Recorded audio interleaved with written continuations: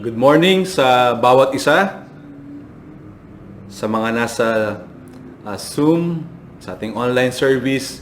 Good morning po sa inyong lahat. Happy Lord's Day. Siguro batiin ko na rin po kayo ng maligayang Pasko ng pagkabuhay ngayong araw po na ito. So salamat sa Diyos sa ating mga kapatiran at sa iba po na ngayon ay kasama natin kahit ng mga visitors natin.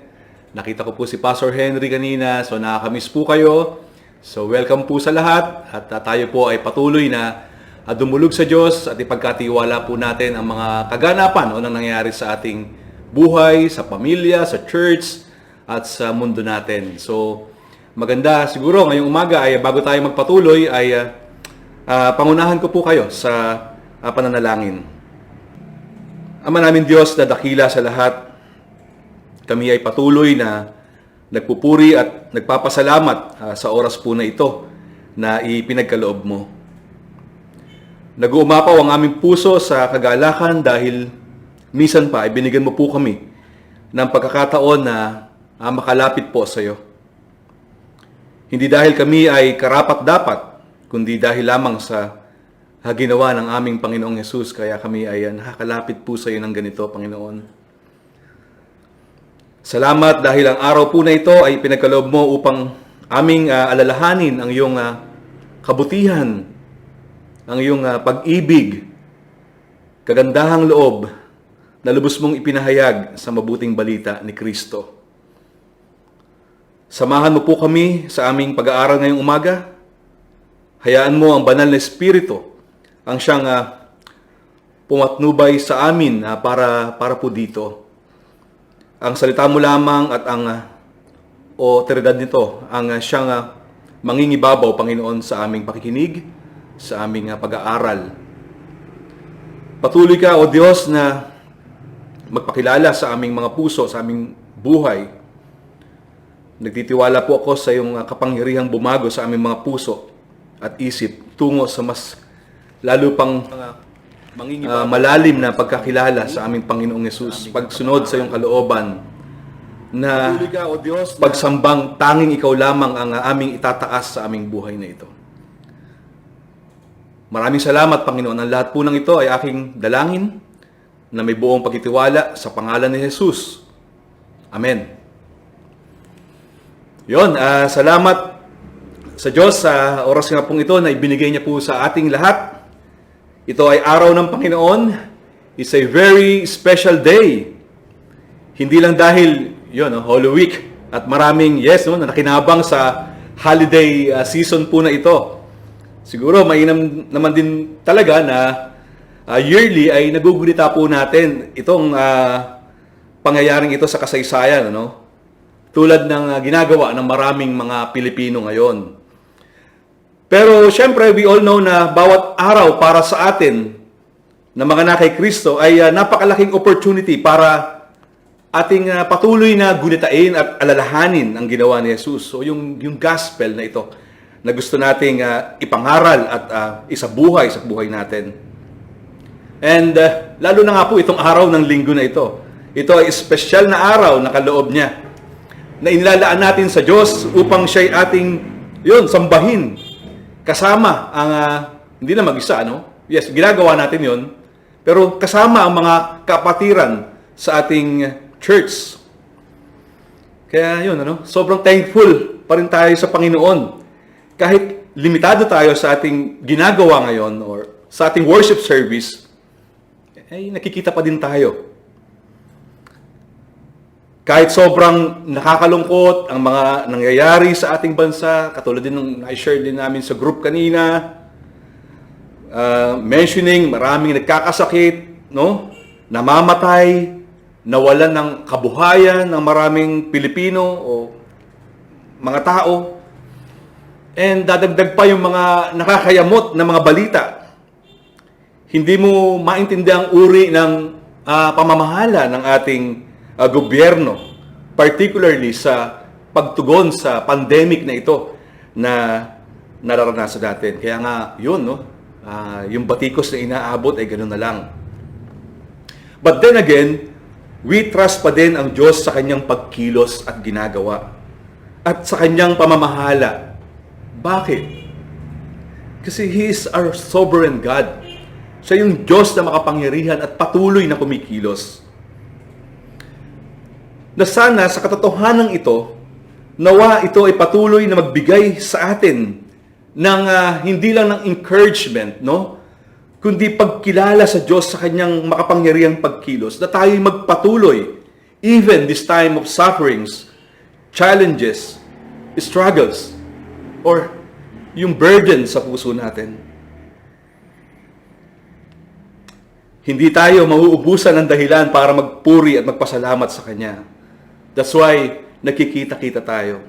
Yes, though virtual ngayon, sa ngayon, I believe, pero magpapatuloy tayo na gawin ang panawagan sa atin ng Diyos bilang isang iglesia, bilang pamilya ng BBCC, na tuparin ang misyon na ipinagkatiwala niya sa atin. No? Gagawin natin yon. Hindi lang lugaw ang essential. Church is essential. We hope and pray na sana hindi na magtagal ang ganitong setup natin. O sana, yun nga, matapos na itong pandemic na naranasan natin. Kaya yung prayer natin, Lord, we lament, no? Nabanggit kanina ni Pastor Derek.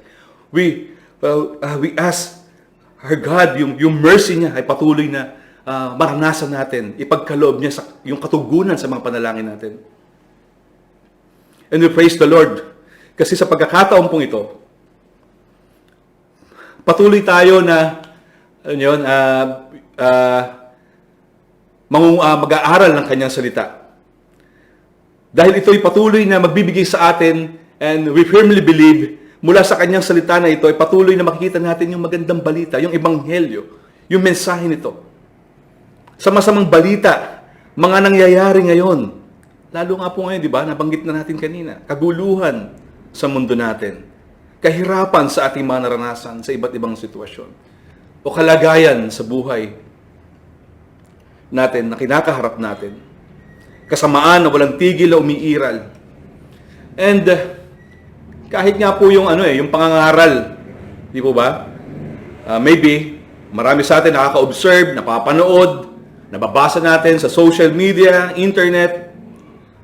Ay, nakakalungkot, no? Pati yung mga maling katuruan sa Biblia, ng mga heretic na teachings, na sa halip na mag-akay sa tao sa Diyos, ang nangyayari tuloy ay ipinapahamak pa ng marami dahil sa mali ang nakukuhang katuruan.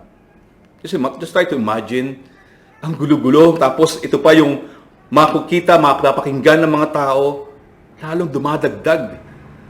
Yung, alam niyo yun, yung kapahamakan, di ba, ng mga tao, dahil mali ang pagkilala at naituturo tungkol sa Diyos. Kaya, di ba, magandang patuloy tayong sumabaybay sa Treasuring Christ Philippines, di ba? O sa mga biblical o gospel-centered teachings o preaching na tinuturo dito sa ating church at yung ating mga partners. So yan, binanggit ko lang yon para ma-encourage tayo, magpatuloy tayo, maging discerning tayo sa ginagawa ng Panginoon sa mga pagtuturo niya sa atin. And kahit din po sa mga napapanood din natin at napapakinggan natin, mga di kanais-nais, mga impure material sa internet. And siguro magandang tignan din po natin to. Kasi sobrang, alam niyo yun, ito'y ginagamit ng kaaway upang tayo ilayo sa Diyos. Mga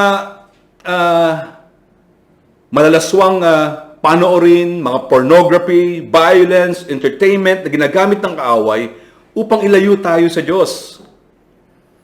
Na talagang lalo po ngayon, sobrang dami at laya sa oras at marami o madali sa atin na mag-consult sa mga bagay po na ito. Kaya, nakita niyo po yung sense nung urgency na yung salita ng Diyos ay kailangan natin. Mas lalo tayong maging intentional na magbabad sa salita niya. Manalangin sa buhay natin. Personal, family worship. And yung ating connection sa church. Though yung fellowship per se ay hindi natin magawa ngayon, pero stay connected sa bawat isa. Pakikisama mo, pakikialam mo sa church by all means. Kasi we understand, kahit na ganito yung sitwasyon natin, maraming paraan o means of grace na binibigay ang Diyos sa atin. Tawagan natin ang kapatid natin, i-video call mo yan, ipag-pray natin, kamustahin natin. Lalo ngayon, di ba, itong Sunday na ito, na hindi mo ito babaliwalahin, online na nga lang eh. Di ba? So, be intentional. Maglaan tayo ng oras para dito bilang isang pamilya ng BBCC. May laging hatid, inam, ganda at yaman ang salita ng Diyos sa pagpapalakas sa ating buhay espiritual. Kasama na dyan, of course, yung pagpapala, pagpapaalala, babala, pagsaway, pagtuturo ang salita ng Diyos sa anumang panahon, sa bawat pagkakataon. Sa 2 Timothy, sabi dito, ipangaral mo ang salita ng Diyos. Pagsikapan mong gawin yan, napapanahon man o hindi. Himukin mo at pagsabihan ang mga tao at palakasin ang kanilang loob sa pamamagitan ng matyagang pagtuturo. Yes, sinisikap namin gawin yan sa biyaya at tulong ng Diyos, namin, ninyong mga elders, sa pamumuno ng ating Pastor Derek. Pero bawat isa sa atin, ay maaari at mainam din natin o mainam din gawin ito sa bawat isa. Binanggit ko yan kanina. Pananalangin, share the Word of God. Pag-usapan natin yan. I-share natin yan sa iba. Amen? Ganon din sa 2 Timothy 3:16-17, ang lahat ng kasulatan ay kinasihan ng Diyos at kapaki-pakinabang sa pagtuturo ng katotohanan, sa pagsaway sa kamalian, sa pagtutuwid sa likong gawain, at pagsasanay para sa matuwid na pamumuhay, upang ang lingkod ng Diyos ay maging ganap at handa sa lahat ng mabubuting gawain. And this time, particularly sa ating gagawing pag-aaral, may kasamang excitement at kaba sa aking puso. I-share ko po sa inyo ngayon yung ating paksa na may kinalaman sa muling pagkabuhay ng ating Panginoong Yesus. Bear with me, ang ating text ay sa John 11, verse 25. Sabi dito, ang sinabi sa kanya ni Jesus, ako ang muling pagkabuhay at ang buhay. Ang sino mang sumasampalataya sa akin, kahit mamatay, ay muling mabubuhay. And then sa ESV, Jesus said to her, I am the resurrection and the life. Whoever believes in me, though he die, yet shall he live. Amen. Amen on the reading of His Word. Ang prayer ko ay mas lalo pang mag-increase yung ating, alam niyo yun, pagka-inlove sa Kanya. Pagmamahal sa Panginoon, pagtitiwala, pagsunod, yung ating pag-asa sa Kanya. At mula rito yung pag-ibig natin sa ating kapwa, sa mga tao. Tulad din ang sinabi sa Matthew 22:37-39, sumagot si Jesus, ibigin mo ang Panginoon mong Diyos ng buong puso mo, buong kaluluwa mo at buong pag-iisip mo. Ito ang pinakamahalagang utos. Ito naman ang pangalawa, ibigin mo yung kapwa gaya ng pag-ibig sa iyong sarili. Amen. Again, Happy Easter. So series break lang muna po tayo sa Genesis chapter 12 ngayon. Sa ngayon, ito po ay ating itutuloy sa mga susunod na Sunday. So yan, patuloy po nating aabangan ito. This time, I would like to share po ngayon yung ating text sa John 11:25 na binasa po natin. Okay? So tingnan po natin yung context o yung nangyayari po dito. Okay? So pwede niyo pong buksan sa John 11, chapter 11. Ito po yung sinabi ng ating Panginoong Jesus kay Marta. So sino ba dito si Marta? So, si Marta ay kapatid ni Maria at ni Lazaro. Ito ay mababasa sa 11 verse 1. Ano bang sinasabi dito? May isang taong nagangalang Lazaro, na nagkasakit. Nakatira siya sa Betania kasama ang mga kapatid niyang sina Maria at Marta. Okay, so sa section po na ito ay ang pangyayari tungkol sa pagkamatay ni Lazaro. At yung sa pagbuhay sa kanya ng Panginoong Yesus, and eventually ay sa huling part ng story, kung familiar kayo sa kwento dito, bago at pagkatapos na maranasan ni Lazaro yung kamatayan, alam natin na nagkaroon si Jesus ng ilan pang pakikipag-usap o yung conversation sa magkapatid na Marta at Maria. And then, ito nga ay mababasa sa unang bahagi ng mga talata. Nagpasabi magkapatid sa Panginoong Jesus na ang minamahal niyang kaibigan na si Lazaro ay may karamdaman. And mahal ni Jesus ang magkakapatid na ito. Habang kausap ni Jesus ang kanyang mga alagad, sinabi niya, natutulog ang ating kaibigan na si Lazaro. So pupunta ako doon para gisingin siya. So yung ibig sabihin dito ni Jesus ay patay na si Lazaro. Kasi nga yung iniisip ng mga disciples ni Jesus ay natutulog lang si Lazaro. And then kasama si Tomas, mamadali pa yan sila ay sumama kay Jesus pagdating doon. And then nalaman ni Jesus, 4 days na palang nakalibing si Lazaro. At marami doon ay nakikiramay. Then nung mabalitaan ni Maria na dumarating si Jesus, sinalubong niya ito at kanyang sinabi, Panginoon, kung kayo po ay narito, buhay pa sana ang kapatid ko. So si Marta naman, that time ay naiwan sa bahay. Dagdag pa ni Marta, sabi niya, nalalaman kong kahit ngayon ipagkakaloob sa inyo ng Diyos ang anumang hingin nyo sa Kanya. At sinabi ni Jesus, muling mabubuhay ang iyong kapatid. Sumagot si Marta, alam ko pong siya'y mabubuhay muli sa huling araw. Yes, tama naman si Marta sa sinasabi niya dito. At ganito rin ang punto o pahayag sa mga naunang mga talata sa John chapter 5 verses 25 to 29, John chapter 6 verses 39 to 44. Siguro ito yung ating babasahin. John 6:39 to 44. Ito po ang sinasabi. At ito ang kanyang kalooban, huwag kayong hayaang mapahamak ang kahit sino man sa mga ibinigay niya sa akin, kundi ang buhayin ko silang muli sa huling araw, sapagkat ito ang kalooban ng aking Ama. Ang lahat ng nakakakita sa anak at sumasampalataya sa Kanya ay magkakaroon ng buhay na walang hanggan. At sila'y muli kong bubuhayin sa huling araw. And then, nagbulong-bulungan ang mga Hudyo dahil sa sinasabi niyang ito ni Jesus. No? Ako ang tinapay na bumaba mula sa langit. Sinabi nila, hindi ba ito si Jesus na anak ni Jose? Kilala natin ang kanyang ama't ina. Paano nyo ngayon masasabi ngayon na siya'y bumaba mula sa langit? Verse 43, kaya't sinabi ni Jesus, tigilan ninyo ang inyong bulong-bulungan. Walang makakalapit sa akin malibang dalhin siya sa akin ng Ama na nagsugo sa akin. At ang lumalapit sa akin ay muli kong bubuhayin sa huling araw.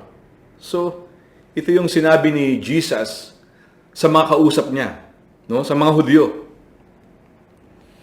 Pero, higit pa ay hindi lang para ipakita ang kakayahan at kapangyarihan ni Jesus na muling buhayin ang mga patay. So, going back to our text, sa huling araw sa pamamagitan niya. No? Which is very true naman. Okay? Doon nga sa chapter 11, kay Maria o kay Marta. But Marta, sabi po sa isang commentary sa ESV Study Bible, misunderstood the full import Jesus promised, thinking he was merely speaking of the final resurrection, while Jesus meant much more. Sabi doon, di ba? Dahil sa verse 25 ng ating text, yes, hindi lang dito sinasabi ni Jesus that He will bring about the resurrection or that He will be the cause of the resurrection. Pareho itong totoo. But something much stronger. Jesus said, I am the resurrection and the life. Take note of that word, I am. First, the I am statement here represent a claim to a deity, o theological term, no? O pagkaangkin ni Jesus bilang Diyos. At makikita din sa ilang bahagi ng sulat ni Apostle John na ito, yung iba pang kaparehong pag-aangkin ni Jesus. At makikita ito sa iba't ibang pagsasalarawan. Okay, pero bago natin tignan ng ilan pa, mainam siguro na balikan natin yung sinasabi dun sa Exodus chapter 3:13 to 15. Ano yung sinasabi po dito? Makibukas po ninyo ang inyong mga Bible. Sabi diyan, pupunta ako sa mga Israelita at sasabihin sa kanilang ako'y sinugo ng Diyos. So si Moises po, yun yung sasabi dito, nagsasalita. Ngunit ano po ang sasabihin ko kung itanong nila kung sino ang nagsugo sa akin? Sinabi ng Diyos, ako'y si ako nga. Sabihin mo sa mga Israelita na sinugo ka ng Diyos na ang pangalan ay ako nga. Sabihin mo sa kanila na sinugo ka ni Yahweh, ng Diyos ng inyong mga ninuno, ang Diyos ni na Abraham, Isaac at Jacob. At ito ang pangalang itatawag nila sa akin magpakailanman. Okay, so ito yung pagkakataon or story ng tawagin nga po ni Yahweh mula sa burning bush o nag-aapoy na punong kahoy, si Moises sa bundok ng Sinai. Ano doon? Bakit?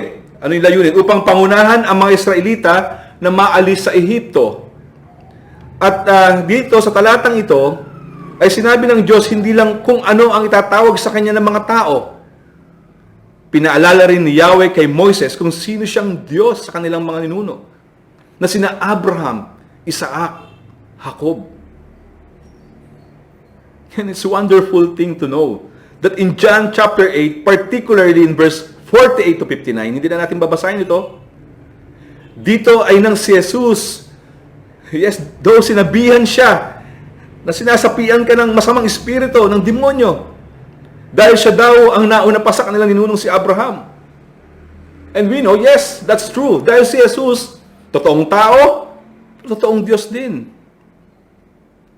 And the doctrine of triune God makes a lot of sense and truth tungkol dito. Kaya gusto ko rin banggitin yung ating ginagawang Bible study sa Heidelberg Catechism na inaaral natin dito. Ang ganda ng ating pagtalakay dito. Yung pag-aaral natin dito. Kaya please don't miss out this wonderful Bible study. Available online sa atin.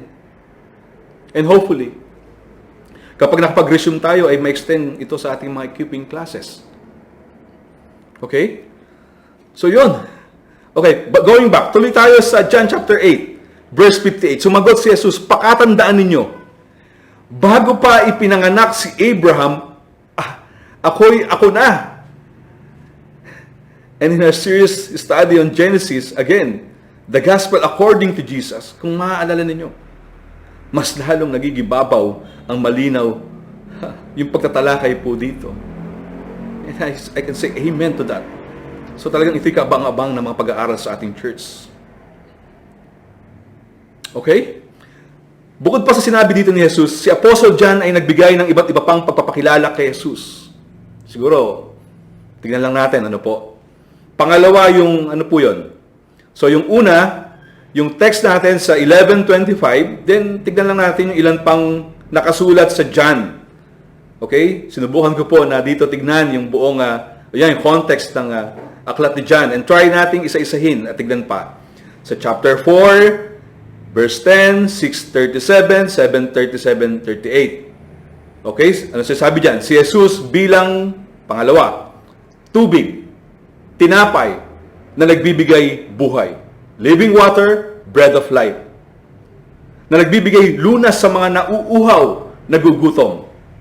Hindi ng pisikal na pangangailangan upang mapatid ang pagkauhaw at maibsan ang gutom ng sikmura, kundi ng kasapatan ng idinudulot ng ating pakikipag-isa sa Kanya as your or ever satisfying treasure in life, na siyang kaligtasan at buhay na walang hanggan natin. Number 3, next, ilaw, the light of the world. John 8:12, muling nagsalita si Jesus sa mga tao, sinabi niya, Ako ang ilaw ng sanlibutan. Ang sumusunod sa akin ay magkakaroon ng ilaw sa kanyang buhay at di na lalakad sa kadiliman. Okay, na hindi lang nagkakaroon ang taong tunay na may pakikipag-isa sa Kanya na makamit ang kaligtasan sa pamamagitan ng pananampalataya kay Kristo, kundi si Jesus ang Kanyang magiging liwanag sa buhay niya sa mundong ito na ating tinitirhan. Upang ano? Upang ipatotoo din siya sa marami pang mga tao na namumuhay sa kadiliman, kasalanan, at siyang maging pag-asa na meron ng mga nakikristo, pag-asa din ng mga tao na wala kay Kristo. That's why we also share the gospel to unbelievers. The next, mabuting pastol. I am the good shepherd. Ito naman ay mababasa sa John chapter 10 verse 11. Ako ang mabuting pastol. Iniaalay na mabuting pastol ang kanyang buhay para sa mga tupa. And we praise and thank the Lord for this. Ako at ikaw na may tunay na pakikipag-isa kay Kristo ay nakaranas o nakatagpo ng tunay, alam niyo, na pastulan o kawan, kapahingahan o lugar sa pangangalaga ng ating mabuting pastol. Alam natin yan, yung nilalarawan dito na ipinapakita, yung isang kulungan kung saan ang mga tupa ay nasa pangunguna at pangangalaga ng isang pastol. Na siya ay handang magsakripisyo at ibigay ang kanyang buhay para sa mga ito upang masiguro na hindi mapapahamak ang kanyang mga tupa. Ganon din, di ba, naranasan natin nang ibigay ni Kristo ang kanyang buhay sa krus para sa atin na kanyang mga tupa, na ang ating seguridad o katiyakan dahil sa ginawa niya sa krus. Pinako siya at namatay dito, nilibing ngunit muling nabuhay sa ikatlong araw at nagpakita pa sa mga tao, sa kanyang mga alagad. Nagtagubilin sa kanila na ituro ang mabuting balita na ito. Pagkatapos ay umakyat sa langit, naupo sa kanyang trono at patuloy na namamagitan sa atin sa Diyos Ama. At nangakong muling babalik. So yung gospel, I am the good shepherd. And then next, ako ang daan, katotohanan at buhay. I am the way, the truth, and the light. No one comes to the Father except through me. Hindi po sa akin. Sa Panginoong Yesus. John 14:6. Na si Kristo lang ang nag-iisang daan sa Ama. Wala nang iba. Wala nang iba. Okay? Nung po sa Lumang Tipan, particularly sa Leviticus rituals, upang ang mga tao ay makalapit kay Yahweh, ay kinakailangang dumaan una sa mga pari para dalhin ito ang mga handog na mga hayop ng mga taong nagdala doon, na ang layunin ay upang mapatawad o isa ikay tutubos ng mga kasalanan. And then, sa dakong kabanal-banalan, kung saan doon ay naroon ang presensya ng Diyos. Kung saan, yung mga seremonyang ito, mga rituals na ito, ay isinakatuparan ni Jesus sa pamamagitan ng minsanang paghahandog ng kanyang sarili mismo para magkaroon tayo ng kalayaang makalapit sa Diyos. Sa dakong kabanal-banalan na wala ng pag-aalinlangan. Sabi nga, di ba? Nahati na ang kurtina na nagsisilbing harang sa Diyos at sa tao. Ang simbolong ito ay makikita sa Marcos 15:37-39. And sa John chapter 1 verse 17, ibinigay ang kautusan sa pamamagitan ni Moises, ngunit dumating ang kagandahang loob at katotohanan sa pamamagitan ni Kristo. Amen. Ganon din na siyang katotohanan at buhay. Okay? Yung context nga dito, okay, so tignan natin. Nung kausap ni Jesus yung kanyang mga alagad na ito, kung saan malapit nang maganap yung kamatayan ni Kristo. Subalit dito, nagtatanong sa kanya yung kanyang mga alagad sa pupuntahan ni Jesus. Particularly si Pedro, yung unang nagtatanong bago si Tomas sa chapter 14 ang nagtanong. Obviously, sa text ay mababasa na siya ay babalik sa Ama, no? Pero nagugulumihanan yung mga apostles, no? Yung mga tagasunod ni Jesus. And so, the Lord tells to them na ang pagpunta sa Ama ay sa pamamagitan lamang niya. Sinisigurado yun ni Jesus na hindi lang sa paghahanda ng lugar para sa kanila sa langit, kundi ang makasama ang Diyos mismo sa pangwalang hanggan. Meron po akong isang nabasa na article na makikita sa Desiring God. I think John Piper yung nagsulat po dito. Sabi niya, pakinggan po natin yung comment dito. I go to prepare a place for you. And as I go, I become the way that you get there. I am the truth that you hold on to get there. And I am the life, the eternal life that you will enjoy when you get there. When I say, I go to prepare, Jesus, di ba? Yung sasalita, I go to prepare a place for you. I mean, I open the way. I am the way. I confirm the truth. And I am the truth. I purchase the life. And I am that life. Paraphrasing. Amen to that. And so, the Lord Jesus gives them a wonderful truth about Him. Ito sa pinag-uusapan natin sa aklat ni John. Actually, ilan pa lang ito na mga binabanggit ko. Kasi ang dami pa. Hindi sapat ang oras na meron tayo sa pagkakataong ito. Una nga, sa kanyang mga alagad. But the same way, ito ay may magandang pagpapaalala sa atin na mga anak ng Diyos. Sa mga tunay na may pakikipag-isa sa Kanya. Sa mga tagasunod niya. Sa mga pinili niya. Na tayo ay may katiyakan, kasiguruhan, kasiyahan sa Kanyang pagmamahal.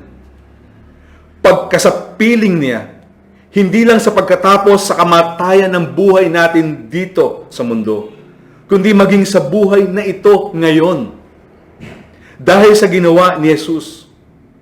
At dahil dito, ipinapaalala nito sa atin na kung ikaw ay may tunay na relasyon kay Kristo, hindi na tayo babaling pa o titingin pa sa iba upang hanapin dito ang natagpuan na nating pastulan at mabuting pastol sa buhay natin. Ito man ay sa bagay o tao para lang bigyang kasiyahan ang sarili natin. Dahil sapat ang ginawa ni Kristo para sa atin. At dahil dito, magpapatuloy tayo sa ilalim ng Kanyang biyaya at pamamahala sa buhay natin, papalapit sa Diyos, sa kaluguran ng Kanyang pangalan, nakatuon sa ginawa ni Kristo. At kung magkaganon, ito din naman ay sa ikasisiya ng ating mga puso. At makakaasa tayo. Lalo na, di ba kung ganito yung prayer mo, prayer natin, every moment sa buhay natin, ang banal na Espiritu ang tutulong, gagabay sa atin para gawin ang kalooban niya. Ngunit, kung natatagpuan ka ngayon sa kalagayang ang makasarili mong kagustuhan ang nangingibabaw sa puso at isip mo, in application or response sa buhay, para mo na rin sinasabi na hindi si Jesus ang iyong kasapatan. Hindi siya ang tubig, tinapay, ilaw, liwanag, mabuting pastol at katotohanan sa buhay mo. Kaya't may dahilan kang talaga. Napakinggang mabuti, pagtuunan mabuti ang salita ng Diyos. Ang salita niya ay nagpapaalala sa atin na talikuran, pagsisihan ang kasalanan ito. Dahil hindi ito sa ikalulugod ng Panginoon. Hindi din ito ikabubuti o ikasasama pa natin sa buhay natin. Ganon din sa iba pang mga tao na wala pa kay Kristo. Kaya nga we sense yung urgency to share the gospel sa mga unbelievers upang makilala o kilalanin din nila ang Panginoong Yesus sa buhay nila. But both of us indeed are in need and be reminded of the gospel. Baka kasi gospel tayo ng gospel, Christian ka ng Christian, but you are living differently on the truth about the gospel, about true biblical Christianity. And this is a reminder for all of us. Ang isang maganda sa Gospel of John o sa aklat na ito ay ang kanyang malinaw na binigay na dahilan o layunin dito. Ito ay mababasa sa John 20 verse 30 and 31. Let me read it.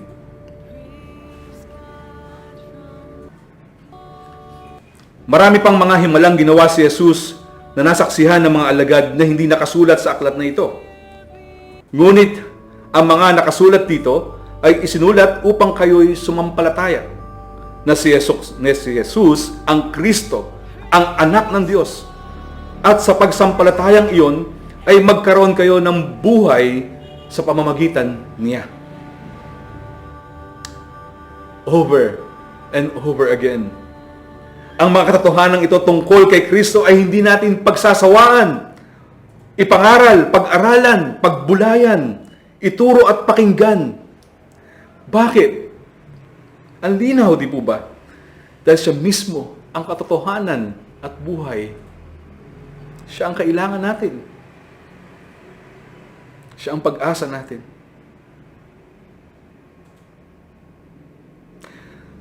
At nang sabihin niya sa ating text ang statement na ito na siyang nagbibigay buhay at muling pagkabuhay.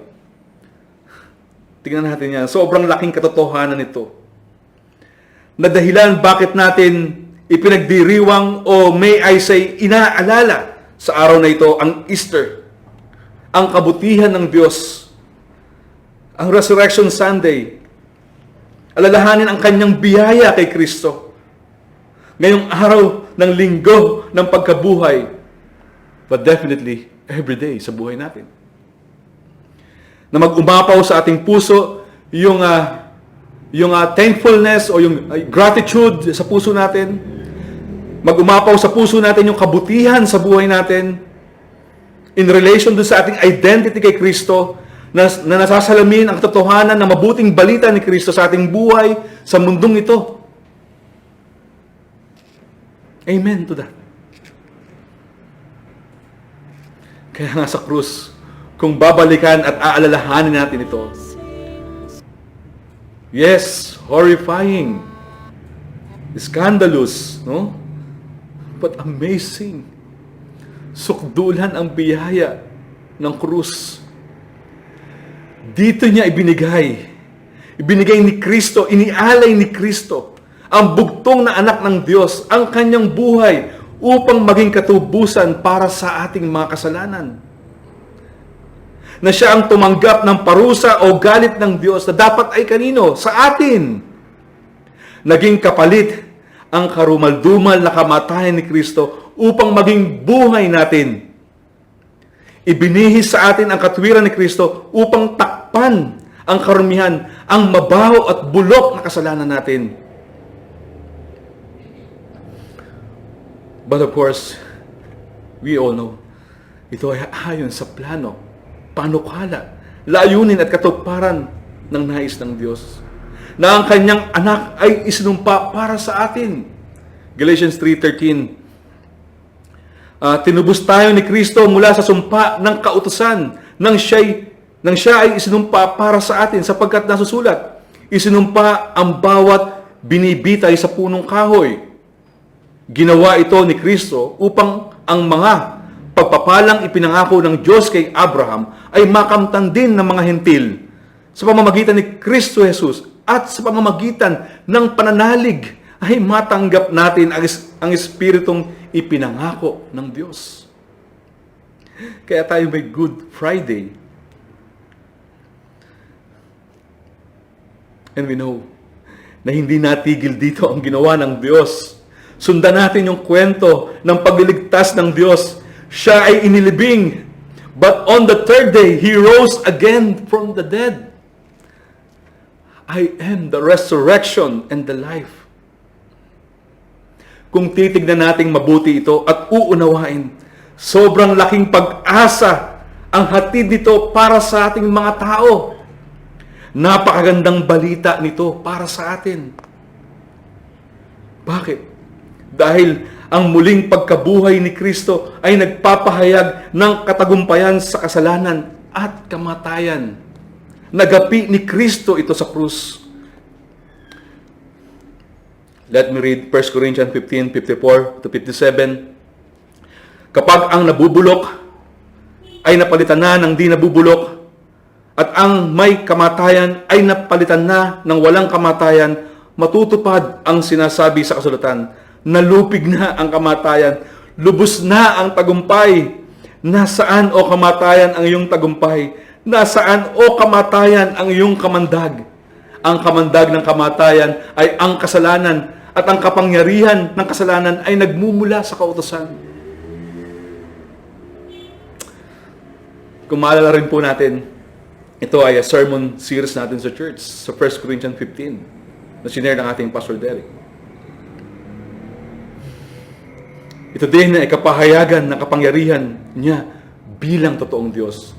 Pangalawa, sabi dun sa Romans 1, concerning His Son, verse 3, concerning His Son, who was descended from David according to the flesh, and was declared to be the Son of God in power according to the Spirit of holiness, by His resurrection from the dead, Jesus Christ, our Lord. O, di ba? May background music pa, di ba? Paano tayo tutugon sa mga katotohanan ito? Si Jesus din ang nagsabi, ang sino mang sumasampalataya sa akin, kahit mamatay, ay muling mabubuhay. Again, napakagandang balita nito. Lahat ng tao ay muling bubuhayin sa mga patay. Mga Gawa 24 verse 15. At kung ikaw ay may tunay na pananampalataya kay Kristo, may pakikipag-isa sa Kanya, pakinggan mo ito. Sabi sa Romans 8:1, kaya nga wala nang kahatulang parusa sa mga taong nakipag-isa na kay Kristo Jesus. Ganon din sa Colossians chapter 2 verse 12, sa pamamagitan ng bautismo. Nalibing kayong kasama ni Kristo at muli rin kayong nabuhay na kasama niya dahil sa inyong pananalig sa kapangyarihan ng Diyos na muling bumuhay sa Kanya. Kayong dating patay dahil sa kasalanan, kayong mga hentil na hindi saklaw ng pagtutuli ayon sa kautusan, ay binuhay ng Diyos na kasama ni Kristo. Pinatawad niya ang ating mga kasalanan. Then next, Romans 6, alam natin na ang dati nating pagkatao ay naipako na sa krus kasama niya upang mamatay ang ating makasalanang pagkatao at nang hindi na tayo maalipin ng kasalanan, sapagkat ang namatay na ay pinalaya mula sa kapangyarihan ng kasalanan. Kung tayo'y namatay ng kasama ni Kristo, naniniwala tayong mabubuhay rin tayong kasama niya. Alam nating si Kristo na muling binuhay ay hindi na muling mamamatay. Wala nang kapangyarihan sa Kanya ang kamatayan. Amen. Ito yung katotohanan na sobrang laking, ang sarap pang hawakan. Hanggang sa dumating sa punto ng buhay natin na tayo din ay magkakaroon ng, alam niyo, yung buhay na katulad ng ating sa Panginoong Yesus, na tayo muli niyang bubuhayin. Nakakasabik, di po ba? Na maranasan ang totohanan ito sa buhay natin. It makes a lot of sense na mabago yung motivation natin sa pagsunod kay Kristo. Na ang ating pag-asa sa ginawa ni Kristo ay tunay na buhay para sa atin. Hindi natin ginawa yun. Siya ang gumawa nun para sa atin. At kung ikaw ay walang pananampalataya pa sa Panginoong Yesus, kahabag-habag ang sasabitin ng taong ito. Tatanggapin niya ang parusa, poot ng Diyos, dahil sa kanyang makasariling buhay na ang pinapanginoon ay ang kanyang sarili. John 3:18, hindi hinahatulan ng parusa ang sumasampalataya sa anak, ngunit hinatulan na ang hindi sumasampalataya, sapagkat hindi siya sumasampalataya sa kaisa-isang anak ng Diyos. Tatanggapin mo ang bayad ng iyong kasalanan at walang hanggang kamatayan sa naglalagablab na apoy ng impyerno. Ito ang katotohanan. Ilagak mo ang pagtitiwala mo kay Kristo. Hindi sa iyong sarili o ano paman na maaaring ipinagmamalaki mo. Sa buhay lang na ito ngayon, habang humihinga ka pa, ang pagkakataon na tumugon sa Kanya, pagsisihan ang kasalanan, talikuran ito at sumampalataya sa Kanyang ginawa sa krus. At kung ikaw naman na nagsasabing, nananampalataya ako kay Kristo, ngunit nagpapatuloy sa kasalanan at hinahayaan mong pagharian ka sa iyong puso ng kasinungalingang ito, na yung damdamin o yung walang pagsisisi at pakikipaglaban dito, I call your attention from the Word of God. Talikuran mo din ito. Pagsisihan at buong pusong magpasailalim sa kanyang pangunguna at kalooban. Mamuhay sa kabanalan. Hindi sa ating sariling lakas at karunungan upang pagtagumpayan ito, kundi sa pagtingin sa kagandahan ng mabuting balita ni Kristo, na kung saan dito ibinuhos ng Diyos ang kanyang mayamang biyaya at awa para sa ating mga makasalanan. Na siyang nagsabi na ako ang nagbibigay buhay at muling pagkabuhay. Ang sino mang sumasampalataya sa akin kahit mamatay ay muling mabubuhay. And it's good thing na ito ay patuloy nating ipaalala. Ipag-pray sa ating mga puso, sa sarili natin mismo. Hindi lang every Sunday, kundi sa bawat pagkakataon, maging sa bawat isa sa atin, sa mga kapatid natin, sa church natin. Do not hesitate na lumapit, makipag-usap, mag-text, mangamusta, pag-usapan yung salita ng Diyos, pag-usapan yung mga pag-aaral natin dito sa church. Ipaalala natin yung gospel na ito sa bawat isa sa atin. Ganun din. Ito ay ipaalala at ituro natin, ipangaral natin, i-share natin sa iba pang mga tao. Sa marami pang mga tao. Amen?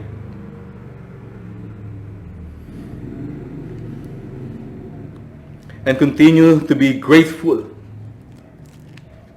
thankful, sa magsaganang biyaya na ito ng Diyos sa atin dahil kay Kristo. Ginawa ng Diyos ang hindi natin magagawa para sa ating kaligtasan.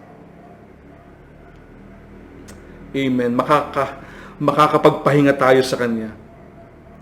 Ipinagmamalasakit niya tayo. Mapanghahawakan natin ang mga pangako niya dahil siya ang nagsabi nito sa atin. In times like this, sa samot-saring kinakaharap natin ng mga alalahanin sa buhay, ito man ay sa personal, sa family natin, sa nagiging kaganapan sa mundo natin, sa ating bansa, even during this time of pandemic, meron tayong matibay na mapanghahawakan